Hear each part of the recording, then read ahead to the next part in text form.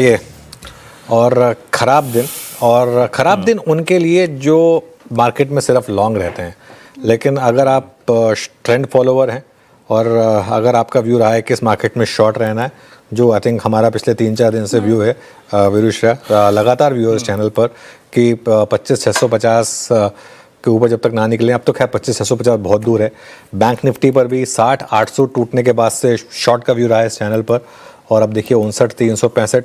तो अगर आपने उस को रिस्पेक्ट करा है, और आज भी देखिए हमारी यही कॉन्वर्सेशन थी कि सुबह जल्दबाजी ना करें, लेकिन रिकवरी जहां फेल हो वहां पर शॉर्ट करें। हुआ क्या है, देखिए ग्लोबल जियोपॉलिटिक्स जो है वो बाकी सब पर भारी पड़ती हुई क्लियरली, और बाजार में इस समय आप देख रहे हैं एक चौतरफा बिकवाली।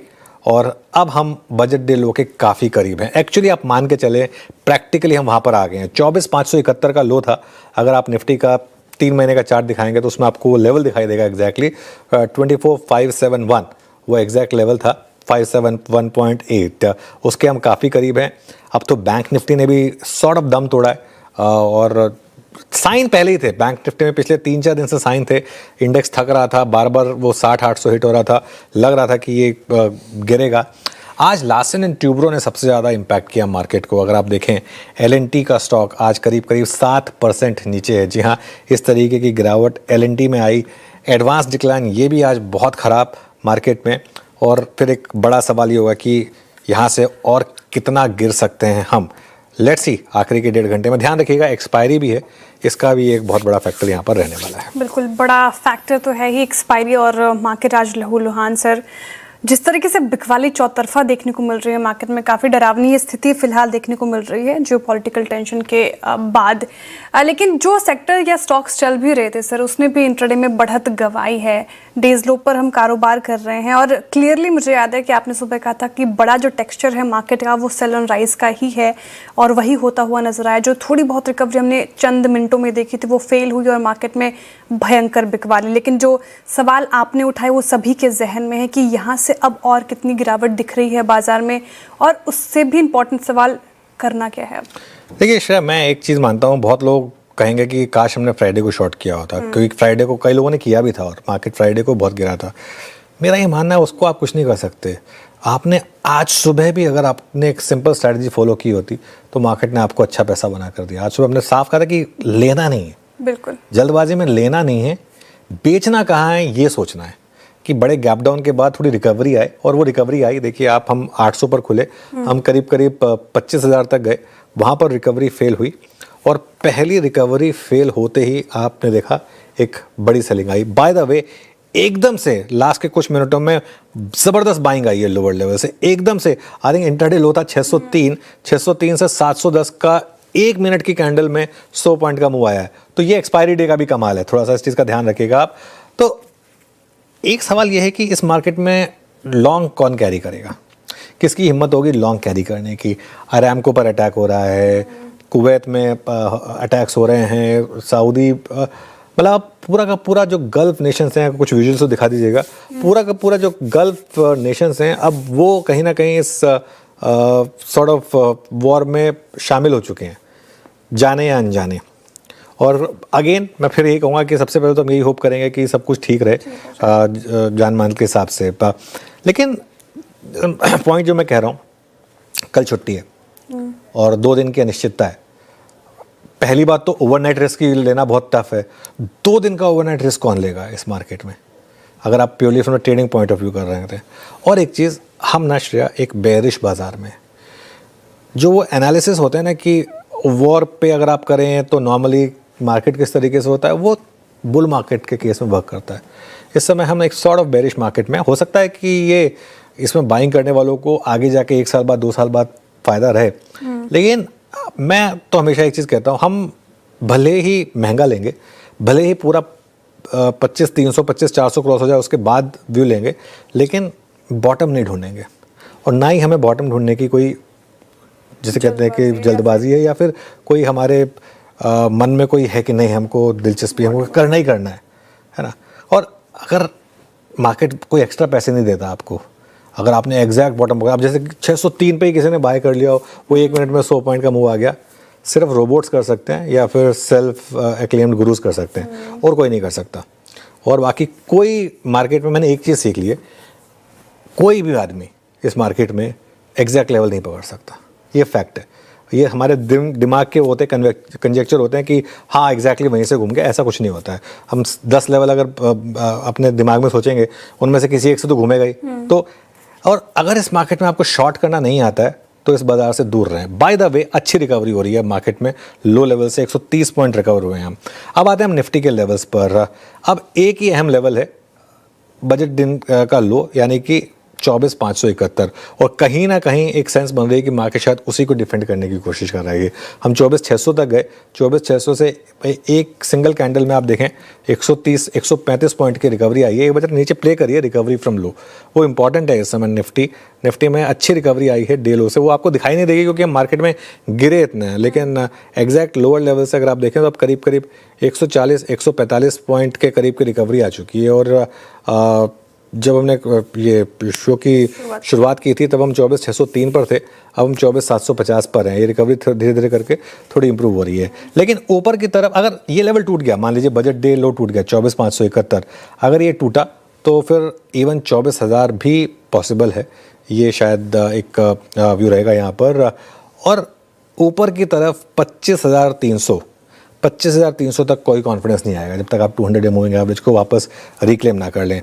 बैंक निफ्टी की जहाँ तक बात है, 60,800 टूटने के बाद से हमारा लगातार नेगेटिव व्यू था। 1,300 पॉइंट की गिरावट आ चुकी है और शॉर्ट करने का एक नज़रिया था बैंक निफ्टी पर। अब 58,800 से 59,000 ये सबसे क्रूशल लेवल बनने वाला है, 58,800 से 59,000। लेकिन बैंक निफ्टी में भी देखें अगर आप तो 550 पॉइंट की रिकवरी एक ही कैंडल में आई है। निफ्टी के साथ साथ बैंक निफ्टी पे चला दीजिए, बस ये दो लाइनें रखिए, निफ्टी रिकवरी फ्रॉम डेज लो और bank Nifty recovery from day लो।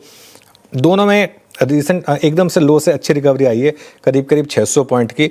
अब इसे आप एक्सपायरी का मूव मान लें या फिर शॉर्ट ने सोचा चलो यार अभी थोड़ा प्रॉफिट बुक कर लेते हैं, कुछ नए लोगों को आने देते हैं, उसके बाद वापस शॉर्ट करेंगे, ये भी हो सकता है व्यू। लेकिन अच्छी रिकवरी आई है पिछले 1-2 मिनट में। वीरू के पास चलते हैं स्टॉक स्पेसिफिक एक्शन के लिए।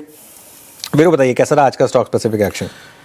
ठीक है अनुज, स्टॉक स्पेसिफिक एक्शन है तो वैसे खराब, लेकिन कुछ थीम्स हैं जो अच्छा कर रहे हैं। For instance defence, for instance few metals जो अच्छा कर रहे हैं अभी।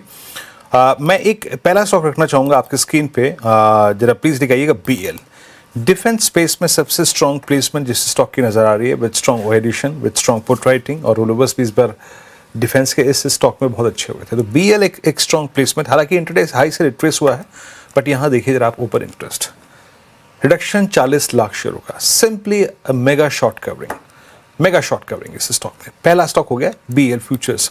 फिर लेके आइएगा आपकी स्क्रीन पे जिस स्टॉक का मैं जिक्र करना चाहूँगा, कंप्लीट क्रैक है, स्लाइटली आपको यहाँ पर थोड़ा सा अलर्ट रहिएगा।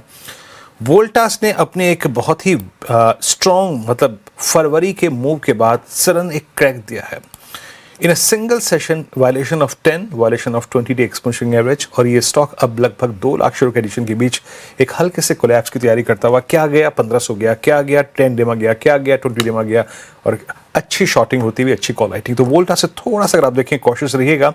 और एक स्टॉक आई थी मीन जो एक बड़े थोड़ा कोलैप्स की तरफ बढ़ रहा है, मारुति ने डिफेंड किया था फरवरी के फर्स्ट वीक में जस्ट बजट के पास अपने 200 डे एक्सपोनेंशियल एवरेज को, बट आज ये लेवल भी क्रैक होता हुआ 14,382 200 डे के नीचे। और थोड़ा सा इंप्रेशन अगर आप वीकली पे देखें तो लास्ट टाइम डिफेंड किया था फरवरी फर्स्ट वीक में, जिसको उसको भी सरेंडर करता हुआ, और अब ज़्यादा जो शॉर्टिंग है यहाँ पर शुरू हो गई है। तो ये कुछ काउंटर्स है, याद रखिएगा, but it's too volatile. But Anuj, वो एक हम टीजर भी चला रहे थे ना कि छुपने की जगह क्या है, प्लेस टू हाइड, है ना।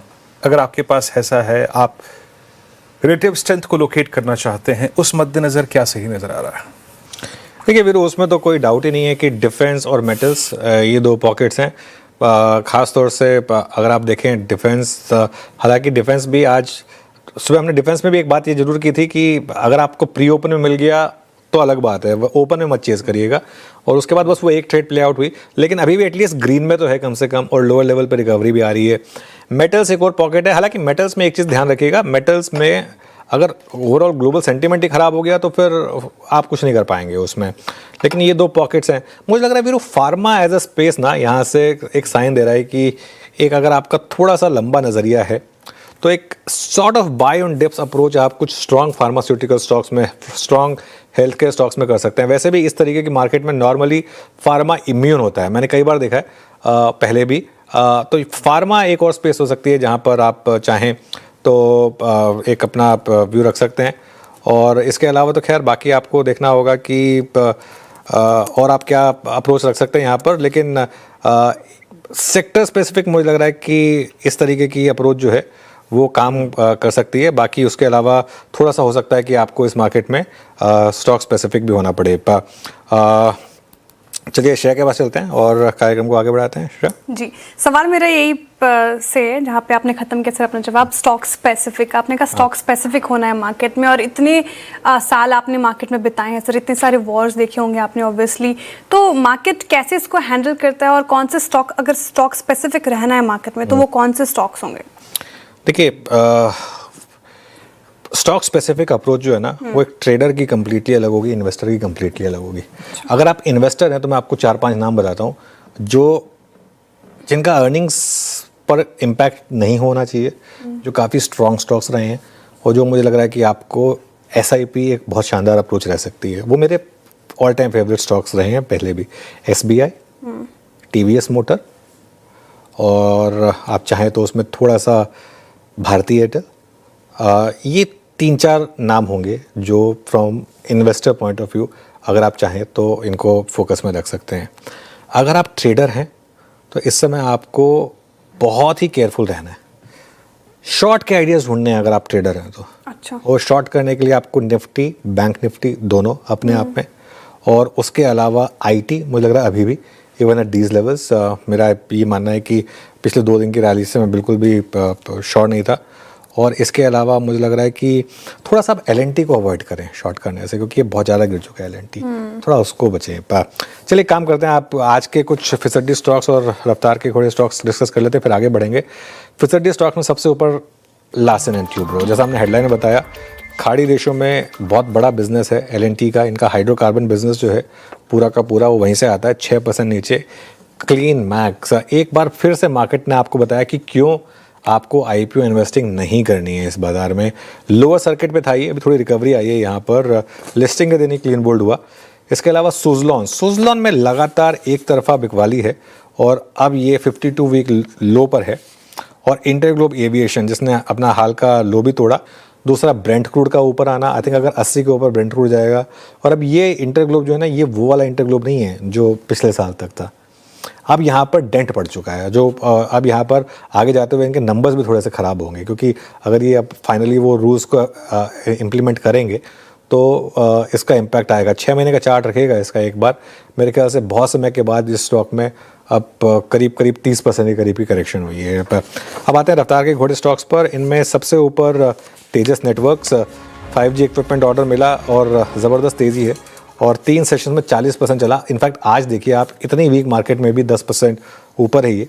सिल्वर ETF सारे के सारे, चांदी की कीमतें दौड़ी तो ऑब्वियसली ETFs भागेंगे। प्लस वो ETF पे रूल चेंज हुआ है कि अब आप डोमेस्टिक प्राइसेस को ही देखेंगे।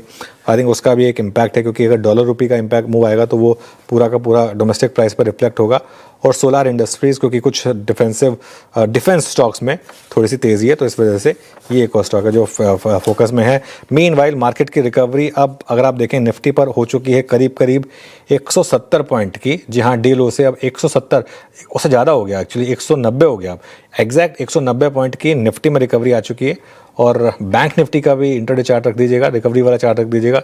बैंक निफ्टी में भी अब डे लो से अच्छी खासी रिकवरी है, करीब 600 पॉइंट की रिकवरी आ चुकी है जब से हमने ये शो की शुरुआत की है। होपफुली थोड़ी और रिकवरी आ जाए। चलिए आगे बढ़ते हैं कार्यक्रम में। आगे बढ़ते हो और फटाफट से ट्रेंडिंग स्टॉक्स रखते हो। हालांकि जो फिसड्डी और रफ्तार के घोड़े स्टॉक्स डिस्कस हुए, वही सारे स्टॉक्स आपको ट्रेंडिंग में भी दिखेंगे। जिस तरीके से गिरावट बढ़ी है तो ऑब्वियसली